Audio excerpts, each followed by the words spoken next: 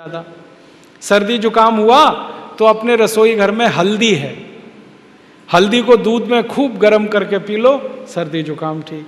खांसी हो गई तो अपने रसोई घर में अदरक है, अदरक का रस निकालो, थोड़ा गुड़ मिला के या शहद मिला के गर्म करके पी लो, खांसी ठीक हो गई। ज़्यादा खांसी हो गई तो तुलसी का रस निकाल दो, अदरक का रस निकाल लो, शहद मिला के पी लो। बुखार बहुत आ गया तो दालचीनी का पाउडर और तुलसी ले लो, खूब उबाल के काढ़ा बना के उसे पी लो। एक भी बीमारी के लिए दवा खाने की जरूरत नहीं।